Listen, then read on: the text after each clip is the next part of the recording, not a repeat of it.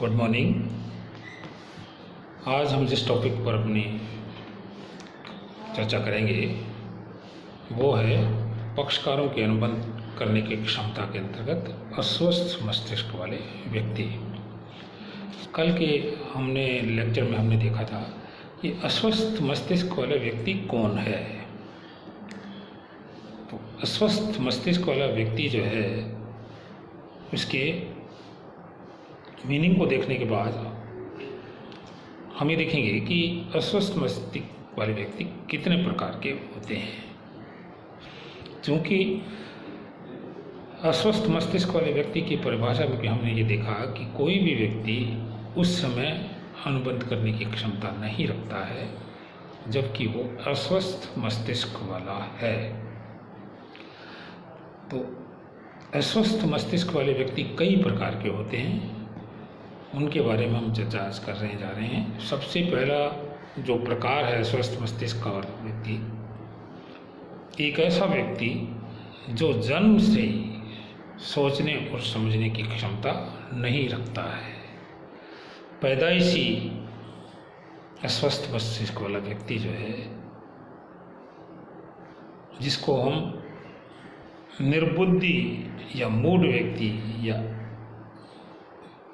पैदाइशी मूर्ख के नाम से कह सकते हैं, ऐसे व्यक्ति कभी भी अनुबंध नहीं कर सकते।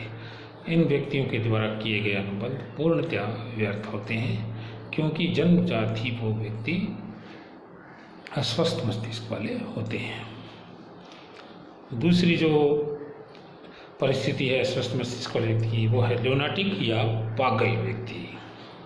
पागल व्यक्ति वो है जिसकी सोचने समझने की शक्ति अव्यवस्थित हो गई है। ऐसा व्यक्ति कभी कभी स्वस्थ मस्तिष्क वाला बन जाता है और कभी कभी अस्वस्थ मस्तिष्क वाला बन जाता है। ऐसे व्यक्तियों की दशाओं में अनुबंध की स्थिति इस तरह से होगी, ऐसा व्यक्ति उस समय अनुबंध करने की योग्य माना जाएगा जबकि वह स्वस्थ मस्तिष्क वाला हो। किंतु यदि उसे इंडियन न्यूरोलॉजी एक्ट, भारतीय पागलपन अधिनियम के अंतर्गत कानून के द्वारा पागल घोषित कर दिया जाता है, तो वह व्यक्ति कभी कभी स्वस्थ मस्तिष्क का होने के बाद भी तब तक अनुबंध नहीं कर सकेगा जब तक कि इस तरह की घोषणा प्रभावशाली रहेगी। पागल व्यक्तियों द्वारा किए गए अनुबंध पूर्णतया व्यर्थ होते हैं। तीसरी जो कैटेगरी अस्वस्थ मस्तिष्क वाले व्यक्तियों की है वो है ड्रंकर्ड या शराबी। ऐसा व्यक्ति शराब के प्रभाव में अगर आकर कोई ठहराव करता है तो वह ठहराव पूर्णतया व्यर्थ होगा, क्योंकि उस समय उसकी सोचने समझने की शक्ति अस्थायी रूप से क्षीण हो जाती है या चली जाती है।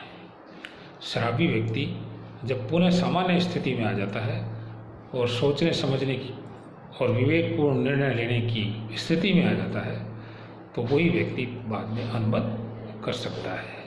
तो शराबी के व्यक्ति जो है वो एक टेम्परेरी स्टेज है।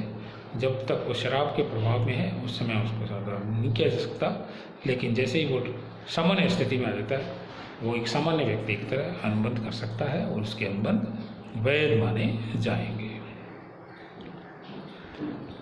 इसके बाद अगली जो कैटेगरी आती है वो आती है सेनाइल पर्सन या वृद्धावस्था या जराग्रस्त या बीमारी से पीड़ित व्यक्ति। बीमारी, बुखार या बहुत ज़्यादा वृद्धावस्था से पीड़ित व्यक्ति जब मानसिक रूप से ठीक ढंग से सोचने समझने की शक्ति गंवा देता है तो वो अनुबंध करने की क्षमता भी गंवा देता है। इन स्थितियों में उनके द्वारा किए गए अनुबंध पूर्णतया व्यर्थ होते हैं। यदि वो इस बीमारी से या जरावस्था से बाहर निकल जाता है और सामान्य रूप से स्वस्थ हो जाता है तो वो अनुबंध कर सकता है, और जब तक उस स्थिति में रहेगा किसी भी प्रकार का अनुबंध अगर वो करता है तो वो पूर्णतया व्यर्थ होगा। तो ये